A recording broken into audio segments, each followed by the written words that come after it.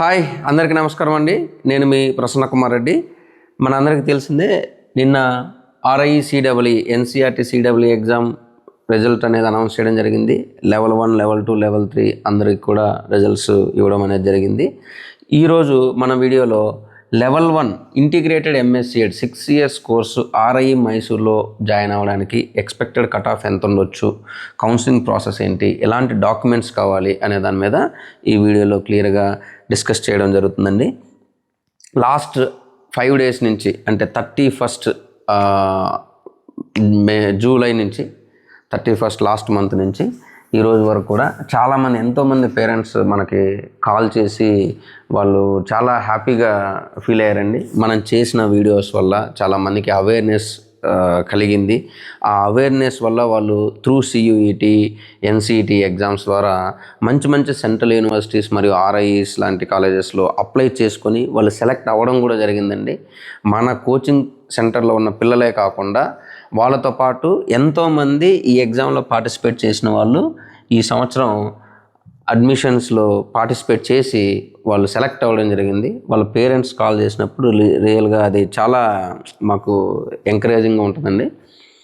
ఈరోజు మార్నింగ్ కూడా almost 4 RIలో join అయ్యారు. RI మైసూర్లో వాళ్ళందరూ కూడా కాల్ చేసి చాలా హ్యాపీగా ఫీల్ అవ్వడం జరిగింది.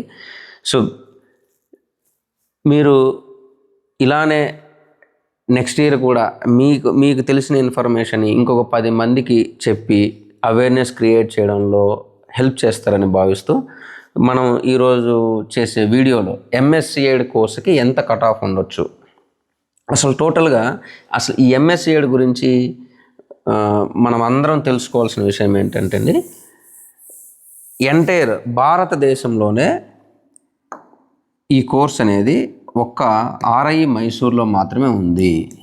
ఎంటైర్ భారతదేశంలో, ఇండియాలో MSc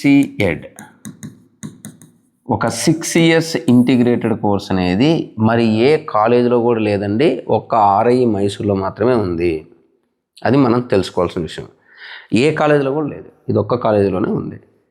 ఇంకొక విషయం ఏంటంటే, ఈ 6 years కోర్సు అనేది ఫిజిక్స్, కెమిస్ట్రీ మరియు మ్యాథ్ ఇలా 3 సబ్జెక్ట్స్లో మాత్రమే వాళ్ళు ఈ కోర్సుని ప్రొవైడ్ చేస్తున్నారు. ఈ 3 సబ్జెక్ట్స్లలో ఫిజిక్స్లో ఒక 22 సీట్స్, కెమిస్ట్రీలో ఒక 22 సీట్స్, మ్యాథ్లో ఒక 22 సీట్స్, అంటే టోటల్గా 66 మంది మాత్రమే, భారతదేశంలో 66 మంది మాత్రమే ఈ కోర్సుని చదివి బయటకు వచ్చేవాళ్ళు ఉన్నారు ఒక సంవత్సరంలో.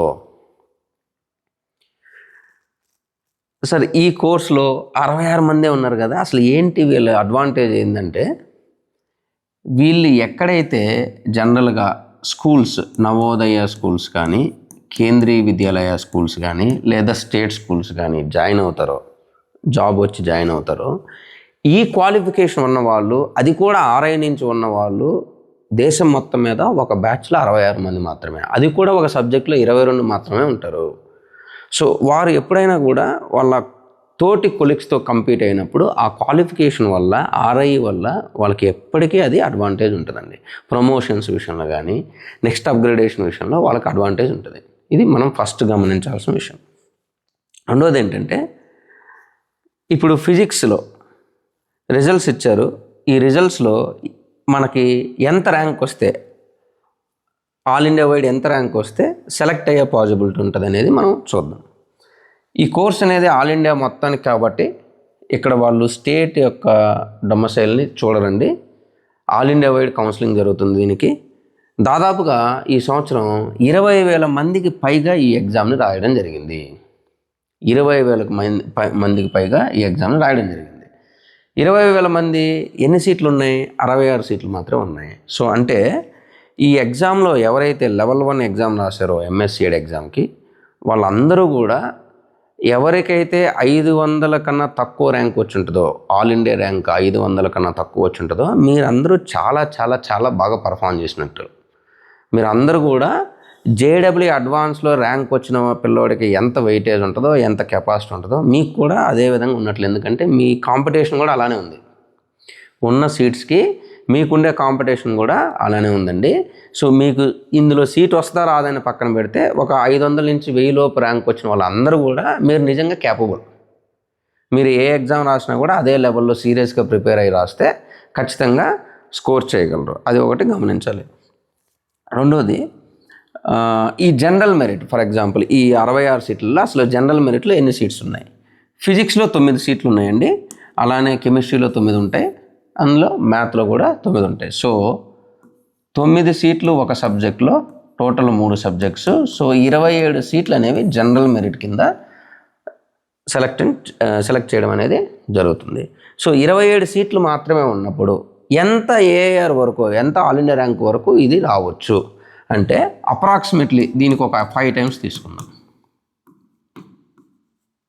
అంటే ఒక 135 to 150 rank, all India rank అనేది 135 to 150 ర్యాంక్ వరకు కూడా మీరు కౌన్సిలింగ్ కోసం వెయిట్ చేయొచ్చు. First counselling, second counselling, waiting list వచ్చేంత వరకు ఈ ర్యాంక్ లెవెల్లో ఉన్న వాళ్ళు జనరల్ క్యాండిడేట్స్ వెయిట్ చేయొచ్చు ఖచ్చితంగా. ఎవరు? జనరల్ క్యాండిడేట్స్ అండి. నేను ఎక్కడ ఓబీసీ గురించి కానీ రిజర్వేషన్ గురించి కానీ చెప్పలేదు, ఇది ఓన్లీ జనరల్ కేటగిరీ వాళ్ళకి మాత్రమే. అలానే నెక్స్ట్ కేటగిరీ చూస్తే ఓబీసీ వాళ్ళకి 5 సీట్లు ఇచ్చారండి. ఫిజిక్స్లో 5, కెమిస్ట్రీలో 5, మ్యాథ్లో 5. So approximately 5 seats into 3 subjects మొత్తం కలిపి 15 సీట్స్ ఉంటాయి, 15 సీట్స్. దీనికి కూడా మనం ఒక 5 టైమ్స్ ఎక్కువ తీసుకోవచ్చండి. ఎందుకంటే ఇందులో కొంతమంది జనరల్లో వెళ్ళిపోయి ఉండొచ్చు, మెరిట్ వల్ల జనరల్లో వెళ్ళిపోయి ఉండొచ్చు, లేదా కొంతమంది ఆల్రెడీ వేరే చోట ఎక్కడైనా జాయిన్ అయి ఉండొచ్చు. సో అలా నేను ఎందుకు 5 టైమ్స్ తీసుకుంటున్నానంటే ఈ పిల్లలందరూ కూడా చాలా ఎగ్జామ్స్ రాసుంటారు, ఇప్పటికే చాలా చోట్ల కౌన్సిలింగ్ అయిపోయింది, వాళ్ళు అక్కడ జాయిన్ అయి ఉంటారు. సో అక్కడ వదిలేసి ఇక్కడికి రావడం అనేది చాలా అరుదుగా జరుగుద్ది, చాలా రేర్గా జరుగుతుంది. అందువల్ల మనం ఒక 5 టైమ్స్ వరకు తీసుకోవచ్చండి. సో అలా చూస్తే మీకు ఒక 75 to 100 ర్యాంక్ వరకు, అంటే మీ కేటగిరీలో, ఓబీసీ కేటగిరీలో మీకు ఓవరాల్ ర్యాంకింగ్ 500 వచ్చిండొచ్చు, కానీ మీకు ఓబీసీ కేటగిరీలో ఒక 75 నియర్ బై, 80 నియర్ బై ఉన్నా కూడా మీరు వెయిట్ చేసి, వెయిటింగ్ లిస్ట్ వచ్చేంత వరకు వెయిట్ చేసి చూడొచ్చండి. నెక్స్ట్ కేటగిరీ చూసినట్లయితే ఎస్సీ 3 సీట్లు ఇచ్చారండి. సో ఈ 3 సీట్స్ కాను 3 సబ్జెక్ట్స్ 9 సీట్స్ ఉంటాయండి. సో దీనికి కూడా మనం ఒక 5 టైమ్స్ ఎక్కువ తీసుకోవచ్చు, అంటే ఒక 45th ర్యాంక్ వరకు. సో ఎస్సీ కేటగిరీలో కేటగిరీ ర్యాంక్ 40 నుంచి 50 వరకు కూడా మీరు వెయిట్ చేసి చూడొచ్చు, వీళ్ళకు వచ్చే అవకాశం ఉంటుంది, చాలా ఎక్కువ ఛాన్సెస్ ఉన్నాయి. అదేవిధంగా ఎస్టీ, పీడబ్ల్యూడి అండ్ ఈడబ్ల్యూఎస్ వీళ్ళకి కనుక చూసినట్లయితే ఎస్టీ 2 సీట్స్ ఉన్నాయండి. సో 3 సబ్జెక్ట్స్, టోటల్ 6 సీట్లు ఉంటాయి. సో దీనికి కూడా మీరు ఒక 5 టైమ్స్ తీసుకోవచ్చు. ఒక ఎస్టీ కేటగిరీలో 30 నుంచి 50 ర్యాంక్ వరకు వచ్చిన వాళ్ళు వెయిట్ చేయొచ్చండి. అలానే పీడబ్ల్యూడి 1 సీట్ ఉంటుంది, 3 సబ్జెక్టులు కూడా ఒక్కొక్కటి, 1 into 3. సో టోటల్ 3 సీట్స్ ఉంటాయి. ఒక అప్రాక్సిమేట్లీ 15th ర్యాంక్ వచ్చిన వరకు కూడా మీరు వెయిట్ చేయొచ్చు అప్రాక్సిమేట్లీ. అలానే ఈడబ్ల్యూఎస్ 2 సీట్స్ ఉన్నాయండి, మొత్తము 3 సబ్జెక్ట్స్. సో టోటల్ 6 సీట్స్ ఉంటాయి. ఇందులో కూడా మనం ఒక 3 to 5 రేంజ్కి వెళ్తే ఒక 30 ర్యాంక్ వచ్చిన వాళ్ళ వరకు కూడా వెయిట్ చేసి చెక్ చేసుకునే అవకాశం ఉంటుంది. సో మీ కట్ ఆఫ్ అనేది ఇలా చూసుకోవాలండి. ఎందుకంటే ఈ ఎగ్జామ్ రాసిన ప్రతి విద్యార్థి ఆల్మోస్ట్ చాలామంది 3 సబ్జెక్ట్స్ని వాళ్ళు సెలెక్ట్ చేసుకుని ఉండడం వల్ల వాళ్ళ పేరు అనేది 3 సబ్జెక్ట్స్లో ఉంటుంది, కానీ ఆ పిల్లవాడు ఏదో ఒక సబ్జెక్ట్ మాత్రమే చూస్ చేసుకోగలడు. అందువలన సో ర్యాంకింగ్ అనేది కొంచెం తక్కువ వరకు కూడా వెళ్ళే అవకాశం ఉంటుంది. జనరల్ అయితే ఒక 150 to 100 వరకు వెయిట్ చేయండి. ఓబీసీ అయితే వాళ్ళ కేటగిరీ ర్యాంకులో ఒక 75 to 100 వరకు వెయిట్ చేయండి. ఎస్సీ ఎస్టీ అయితే ఒక 40-50 వరకు వాళ్ళ కేటగిరీ ర్యాంకులో వెయిట్ చేయండి. ఎస్టీ కూడా ఒక 15 to 20 వరకు వెయిట్ చేయొచ్చండి. ఈడబ్ల్యూఎస్ కూడా ఒక 30 ర్యాంక్ వరకు వెయిట్ చేయొచ్చండి. సో ఇలా మీరు అవి అనలైజ్ చేసుకొని, ఈ లిస్ట్ కూడా ఆల్రెడీ ఆర్ఐ వెబ్సైట్లో ఉంది, మీరు చెక్ చేసుకొని డెఫినెట్గా first round, second round, third round వరకు వెయిట్ చేయొచ్చండి.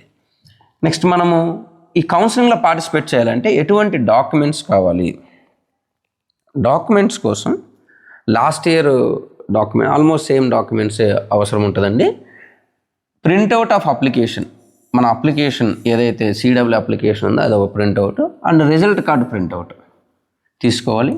Original marks card of 10th and 12th అండి. డొమసైల్ సర్టిఫికేట్ అంటే 12th క్లాస్ మార్క్స్ కార్డ్ని డొమసైల్ లాగా తీసుకోవచ్చు. Caste certificate issued by competent authority. OBC certificate as per the government of India central ఫార్మెట్లో. EWS certificate ఈ సంవత్సరం తీసుకున్నదే అయి ఉండాలి, అది కూడా సెంట్రల్ ఫార్మెట్లో. TC, conduct certificate, migration certificate for the students who are other than Karnataka students కాకుండా మిగతా స్టేట్ వాళ్ళందరూ కూడా మైగ్రేషన్ సర్టిఫికేట్ ప్రొవైడ్ చేయాలి. పీడబ్ల్యూడీ సర్టిఫికేట్, ఎవరైనా ఫిజికల్లీ హ్యాండిక్యాప్డ్ ఉంటే వాళ్ళు పీడబ్ల్యూడీ.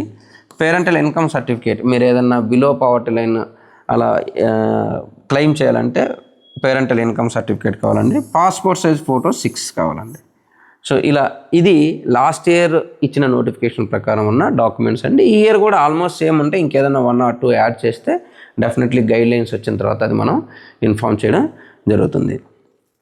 సో మీ అందరికీ తెలుసు లాస్ట్ ఇయర్ 2025లో మనం టోటల్గా 66 సీట్స్కి కాను 9 మంది మన స్టూడెంట్స్ సెలెక్ట్ అయ్యారండి.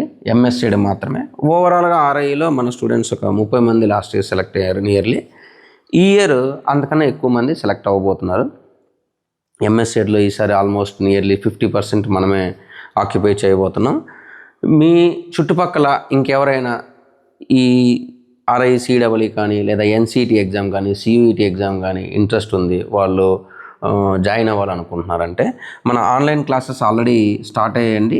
5th August నుంచి కొత్త బ్యాచ్ అనేది స్టార్ట్ అయింది ఆల్రెడీ.